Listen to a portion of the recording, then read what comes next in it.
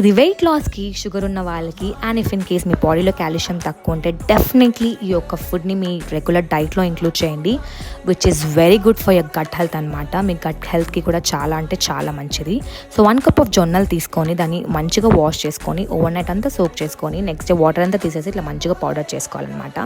నేనైతే carrot and బీన్స్ని ఇట్లా మంచిగా చాప్ చేసుకొని కొంచెం ఆయిల్లో సాటే చేసుకుంటున్నా. మీకు కావాల్సి వస్తే మీకు నచ్చిన వెజిటేబుల్స్ వాడుకోవచ్చు. తెలంగాణలో ఉన్న వాళ్ళందరికీ తెలుసు దీన్ని గట్కా అంటారు అనమాట, which is super rich and fibre. చాలా అంటే చాలా మంచిది మీ గట్ హెల్త్కి. సో నాకు సూపీ టెక్స్చర్ ఇష్టం కాబట్టి నేను వాటర్ ఎక్కువ వేసిన. సో నేను 3 గ్లాసెస్ ఆఫ్ వాటర్ వేసి దాంట్లో 4 to 5 టేబుల్ స్పూన్స్ ఆఫ్ పౌడర్ని వేసిన, కొంచెం ఉప్పు కొంచెం కారం, అండ్ అది మంచిగా మిక్స్ అయిన తర్వాత నేను ఇక్కడ కొంచెం కొరియాండర్ వేసిన. సో వాటర్ బాయిల్ అయిన తర్వాతనే మనం పౌడర్ వేసుకోవాలి. రెస్ట్ ఆఫ్ ద పౌడర్ని మీరు ఫ్రిడ్జ్లో పెట్టుకొని 2-3 డేస్ వరకు కూడా మీరు యూజ్ చేయొచ్చు. డెఫినెట్గా మీరు ట్రై చేయండి, which is super rich and fibre, హెల్త్కి